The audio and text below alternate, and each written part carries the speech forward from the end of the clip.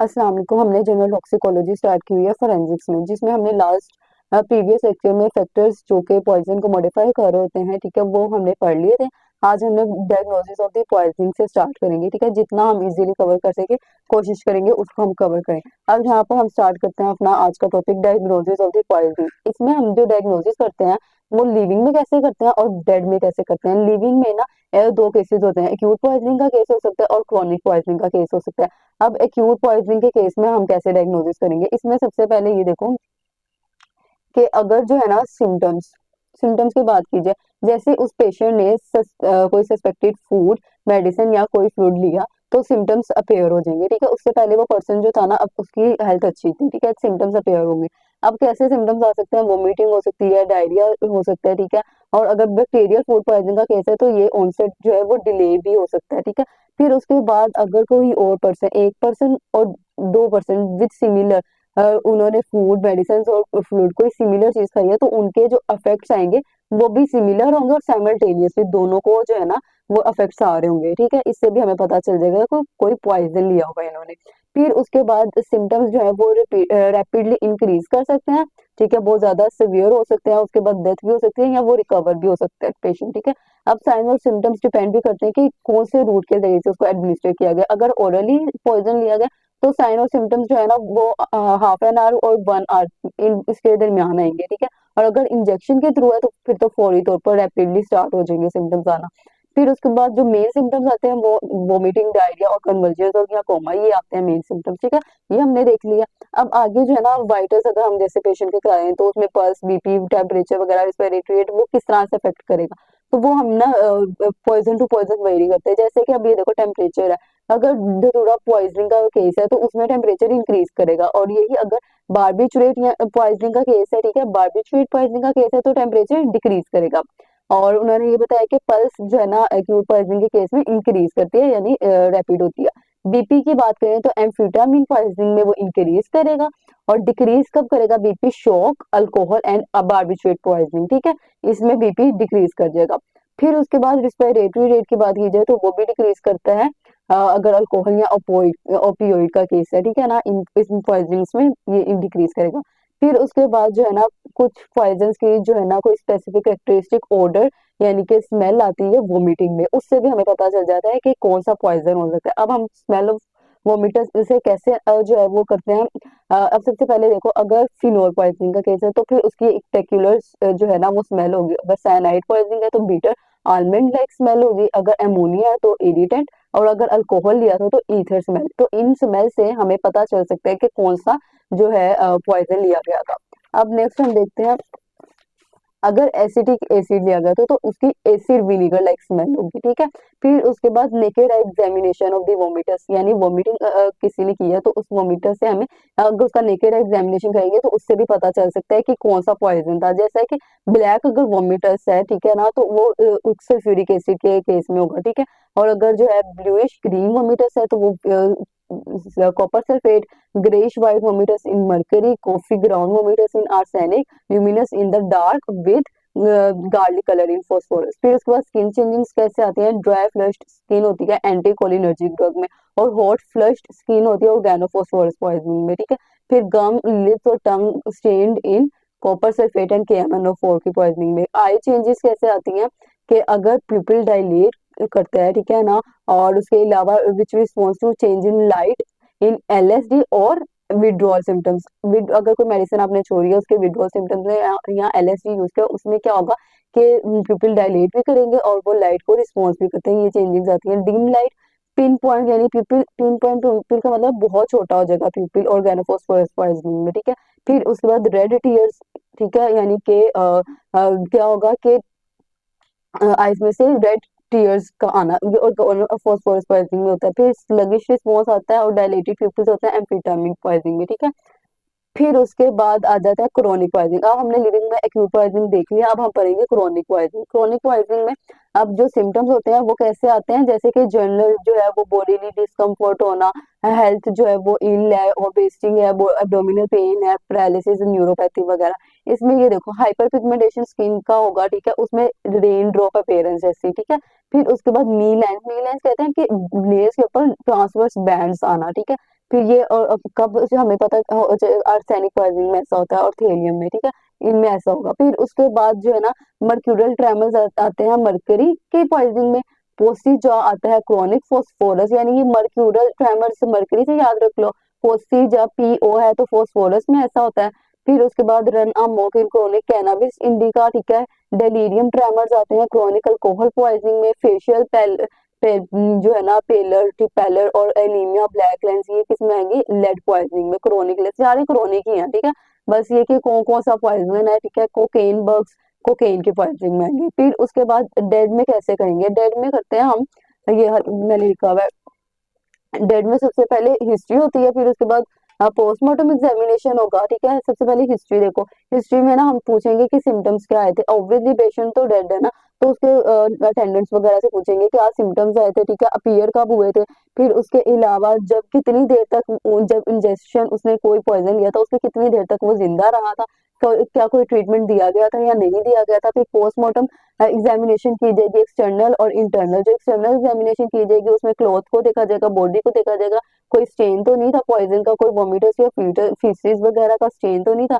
फिर अगर जो है ना डार्क ब्राउनिश या ब्लैक स्टेन होगा विद बर्निंग और क्रोइना, तो ये सल्फ्यूरिक एसिड पॉइजनिंग में या क्रोसिव पॉइजनिंग में ऐसा होता है। येलो स्टेन होता है नाइट्रिक एसिड पॉइजनिंग में, ठीक है। और डीप साइनोसिस होता है ओपियम पॉइजनिंग में। फिर पोस्टमार्टम लिविडिटी, ये इससे भी पता चल सकता है, ठीक है, जैसे कि कार्बन मोनोऑक्साइड पॉइजनिंग में चेरी रेड कलर होता है इसका, साइनाइड पॉइजनिंग में डार्क पिंक कलर होता है, ओपियोइड्स में ब्लैक कलर होता है। फिर उसके बाद बॉडी कैविटीज के ऑर्डर से पता चल जाएगा, जैसे कि साइनाइड के केस में बिटर आलमंड स्मेल होगी, कार्बोलिक एसिड के केस में डिसइंफेक्टेंट स्मेल, अल्कोहल में एसीटोन स्मेल और H2S में रोटन एगलेक स्मेल, ठीक है। फिर उसके बाद जो है ना और नेचुरल ओरिफिसेस का एग्जामिनेशन किया जाता है। इसमें जो है डिस्चार्ज देखा जाता है, कोई डिस्चार्ज तो नहीं है या कोई डैमेज वगैरह तो नहीं है, तो उससे भी पता चल जाता है। फिर उसके बाद ब्लड डिस्चार्ज फ्रॉम माउथ और नोज, ये किसमें होता है, ऑर्गेनोफॉस्फोरस या एस्फिक्सिएंट्स के, ठीक है। फिर उसके बाद स्टेनिंग, इरोजन या अल्सरेशन अगर हो near female external vagina, external genitalia, तो ये किसका, इसका मतलब है कि कोई उसने अबॉर्टिफिशिएंट एजेंट यूज किया था अबॉर्शन के लिए, ठीक है। फिर इंजेक्शन मार्क्स जो है वो इंजेक्टेबल पॉइजन में की वजह से इंजेक्शन मार्क्स रह जाते हैं, जैसे कि ओपियम या हीरोइन वगैरह कर लियो, तो वॉयलेंस मार्क्स शो करते हैं कि कोई होमिसिडल डेथ थी, ठीक है। ये एक्सटर्नल एग्जामिनेशन हो गया। फिर उसके बाद इंटरनल एग्जामिनेशन, इंटरनल एग्जामिनेशन में इरोजन स्टेनिंग के लिए हम जो है वो माउथ और थ्रोट देखते हैं। फिर यूआरटी अपर रेस्पिरेटरी ट्रैक्ट एग्जामिनेशन जो है उससे हम इनहेल्ड पॉइजन या फूड पॉइजन का जो है वो पता करते हैं। कोरोयन डिस्क्वेमेशन और ulceration on the inner aspect, ठीक है ना, लिप्स एंड टंग।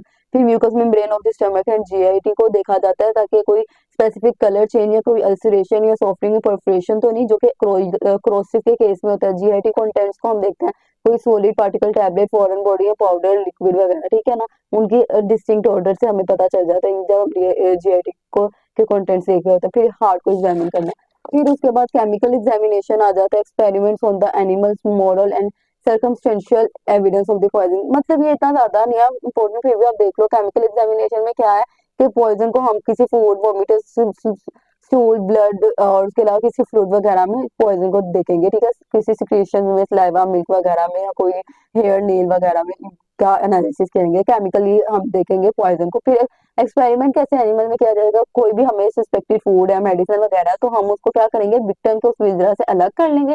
फिर किसी एनिमल को जैसे कि कैट, डॉग वगैरह को वही खिला देंगे। जब खिला दे फिर उसके बाद हम सिम्टम्स और साइंस को ऑब्जर्व करेंगे। जैसे कि अगर धतूरा पॉइजनिंग का केस है तो उसमें मीडियाटिक टेस्ट किया जाता है, ठीक है, उससे पता चल जाता है।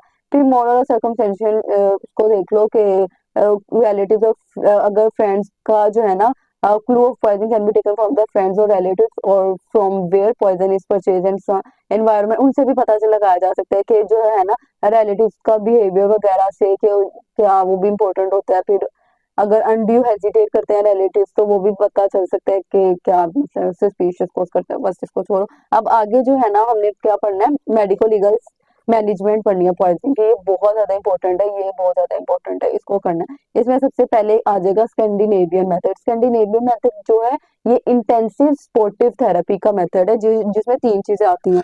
कौन सी 3 चीजें आती हैं? असेसमेंट ऑफ द पेशेंट आ जाता है, इमरजेंसी मेजर्स, फिर जनरल केयर में पेशेंट, ठीक है, general care of the patient. सबसे पहले जो है ना असेसमेंट करनी है पेशेंट की, जो है ना वाइटल फंक्शंस को असेस करेंगे। वाइटल फंक्शंस में सीएनएस, सीवीएस, रेस्पिरेटरी सिस्टम और टेम्परेचर आ जाएगा। सबसे पहले हम सीएनएस को देखेंगे। सीएनएस में क्या देखना है कि कॉन्शियसनेस का लेवल जो है ना वो किस हद तक इम्पेयर है, ठीक है। उसमें जो है ना ये किसका फीचर है? हिप्नोटिक और सेडेटिव पॉइजनिंग का, ठीक है। अब इसमें 4 ग्रेड्स होते हैं सीएनएस के, अगर कॉन्शियसनेस का अगर इम्पेयरमेंट है ना, फर्स्ट ग्रेड में ड्राउजी होता है लेकिन वोकल कमांड्स को रिस्पॉन्ड कर रहा होता है, और सेकंड ग्रेड में अनकॉन्शियस होगा, मिनिमल जो है ना पेनफुल स्टिमुलस उसको रिस्पॉन्ड करेगा। थर्ड में मिनिमल पेनफुल स्टिमुलस को रिस्पॉन्स नहीं करेगा, मैक्सिमल पेनफुल स्टिमुलस को रिस्पॉन्स करेगा, और अनकॉन्शियस इसमें भी है। फोर्थ में भी अनकॉन्शियस है लेकिन वो पेनफुल स्टिमुलस को भी रिस्पॉन्स नहीं करेगा, ठीक है। ये हमने देख लिया सीएनएस। फिर उसके बाद आ जाए सीवीएस। सीवीएस में क्या है कि बीपी को मेंटेन किया जाएगा, ठीक है, और उसके अलावा पेरिफेरल सर्कुलेशन को। फिर जो अगर सिस्टोलिक बीपी लेस देन 90 है तो वो शो करेगा कि पेशेंट खतरे में है, शोक हो सकता है, ठीक है। फिर रिस्पिरेटरी सिस्टम, इसमें जब आपने एक दफा जो है ना एयरवे को क्लियर कर लिया, उसके बाद वेंटिलेशन को देखना है कि उसकी वो कैसी है, तो उसमें एबीजीज कराते हैं, एपीएच, और फिर कार्बन डाइऑक्साइड का पार्शियल ऑक्सीजन वगैरह बाइकार्बोनेट, ये देखा जाता है। टेम्परेचर, बॉडी टेम्परेचर को डिटरमिन किया जाता है, अगर एक्चुअल टेम्परेचर 36 से बिलो है तो वो हाइपोथर्मिया को शो करेगा। फिर क्लिनिकल इवेल्युएशन कर लिया, पेशेंट की लाइफ को जो है ना वो सेव कर लिया। उसके बाद नेक्स्ट इन क्या होगा कि हमने अनअब्जॉर्ब पॉइजन को रिमूव करना है सिस्टम से। उसके 4 तरीके हैं, एमएसएस यानी वोमिटिंग, गैस्ट्रिक लेवाज, कैथार्टिक्स और एक्टिवेटेड चारकोल। अभी हम जो है ना इसको भी डिटेल से पढ़ेंगे। फिर यूज ऑफ एंटीडोट्स, एंटीडोट्स को यूज करते हैं ताकि पॉइजन को न्यूट्रलाइज किया जा सके। फिर एब्जॉर्ब पॉइजन को एलिमिनेट किया जाता है सिस्टम से। उसके क्या है? फोर्स्ड डायलिसिस, हीमोपरफ्यूजन, प्लाज्मा एक्सचेंज और एक्सचेंज ट्रांसफ्यूजन, इसके जरिए से। ये 5 मेथड है, इनको भी डिटेल से अभी पढ़ना है, ठीक है। फिर उसके बाद जो है ना treatment of the general condition and symptoms, इनको ट्रीट किया जाता है, जनरल सिम्टम्स को ट्रीट किया जाता है। उसके लिए सबसे पहले जो है ना उन पेशेंट की एयरवे, ब्रीदिंग और सर्कुलेशन को मेंटेन किया जाएगा, जिसको हम कहते हैं एबीसी स्ट्रेटेजी, ठीक है। फिर उसके बाद मॉर्फिन को दिया जाएगा अगर सीवियर पेन है, और अगर रिस्पिरेटरी फेलियर हो है तो ऑक्सीजन या आर्टिफिशियल रिस्पिरेशन दी जाती है, और अगर सर्कुलेशन फेल हो रही है तो कार्डिक स्टिमुलेंट्स दिए जाएंगे। अगर कन्वुल्जन्स है तो उसके लिए एनेस्थेटिक्स या बार्बिटुएट्स दिए जाएंगे। डिहाइड्रेशन को ठीक करने के लिए आईवी फ्लूइड, सैलिन और विंजर दिया जाएगा। फिर उसके बाद यूरिन आउटपुट को बैलेंस करना है, इनपुट और आउटपुट को दोनों को देखना है कि वो बैलेंस हो। फिर सोडियम बाइकार्बोनेट जो है वो भी हम देंगे एसिडोसिस के लिए। फिर उसके बाद जो है ना ग्लूकोज इन्फ्यूजन देंगे लीवर, अगर ग्लाइकोजन डिप्लीटेड है, कम है तो ग्लूकोज देंगे, ठीक है। फिर उसके बाद सोडियम और पोटेशियम बैलेंस को भी रिस्टोर करना है। ये इसके फिर उसके बाद maintenance of the patients general condition, patients की जनरल कंडीशन को मेंटेन करना है। उसमें पेशेंट को जो है ना वो वार्म और कंफर्टेबल इन्वायरमेंट प्रोवाइड किया जाएगा। पेशेंट की लाइफ को सेव करने के बाद मेन थ्रेट जो होता है कि अपर रिस्पिरेटरी ट्रैक्ट इन्फेक्शन के चांसेस होते हैं एल्डर और चिल्ड्रन में, उसको प्रिवेंट करना है। फिर प्रोफाइलेक्टिक और एंटीबॉडीज दी जाती हैं। Good nursing care, physiotherapy, sportive जो है साइकोथेरेपी, ये बहुत इंपॉर्टेंट है। एक दफा पेशेंट जो है विक्टिम स्टेबलाइज हो गया, उसके बाद क्या किया जाता है? ट्राई किया जाता है टू आइडेंटिफाई पॉइजन, कि पॉइजन क्या था, कितनी क्वांटिटी में दिया गया था, और कितना टाइम गुजर चुका है। फिर स्टेप्स ऑफ द मैनेजमेंट क्या होंगे? Clinical evaluation of the patient, non specific antidoting, gastric lavage, emesis, use of absorbents, cathartics, dilution of the poison, demulcents, dialysis and haemoperfusion, specific antidoting, ठीक हो गया।